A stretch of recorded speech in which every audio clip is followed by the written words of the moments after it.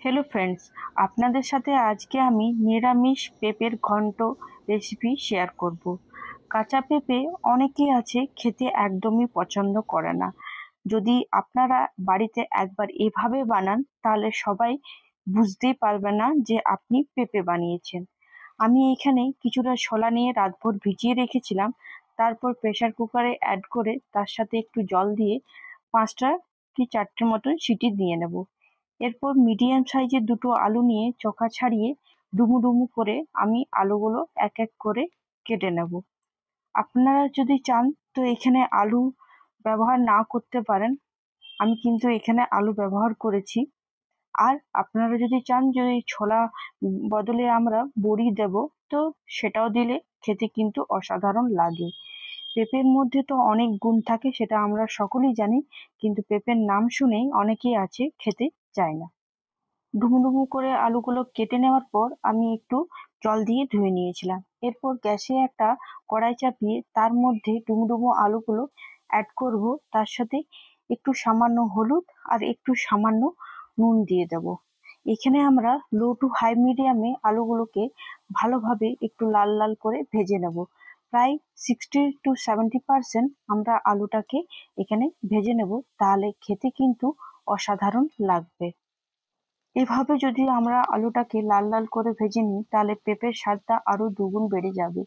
এখানে আমার আলুটা তাকে ভাজা হোক, তাকে আমি একটা মশলা তৈরি করব। তার জন্য আমি এখানে 3টে কাঁচা লঙ্কা, একটু আদা আর গোটা জিরে গোটা ধনে দিয়ে সামান্য একটু জল দিয়ে ভালো করে মিহি করে একটা পেস্ট তৈরি করে নিচ্ছি। আমার এখানে মশলাটা প্রায় পেস্ট করা হয়ে গেছে, আপনারা সকলে দেখতে পাচ্ছেন। আর একদিকে আমার আলুটাও প্রায় লাল লাল হয়ে গেছে। আমি এখানে আলুটাকে 6-7 মিনিট মতন ভাজলাম। এরপর একটা পাত্রে আমি সব আলুগুলোকে এক এক করে তুলে নিচ্ছি। আপনাদের আমার ভিডিও কেমন লাগে অবশ্যই কমেন্টে জানাতে ভুলবেন না। এরপর ওই তেলে একটা তেজপাতা, একটা শুকনো লঙ্কা আর ছোট চামচের 1 চামচ গোটা জিরা অ্যাড করে পেস্টটা অ্যাড করে দেবো।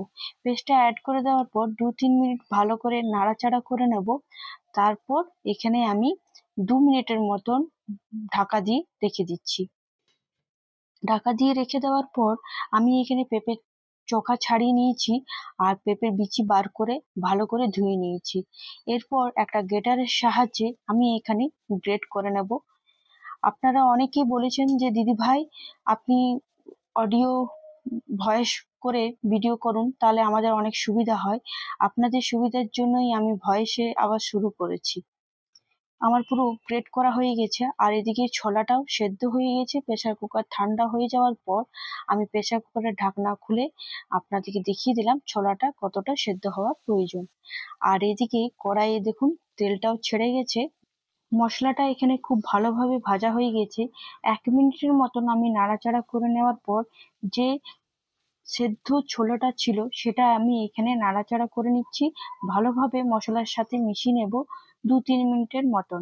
এরপর এক এক করে আমি এখানে মশলা অ্যাড করব, যেমন 1 চামচ হলুদ গুঁড়ো, 1 চামচ কাশ্মীরি রেড চিলি পাউডার আর 1 চামচ লবণ।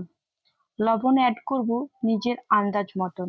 এরপর যে গ্রেট করা পেঁপেটা ছিল সেটা ভালো করে এখানে দিয়ে দিচ্ছি।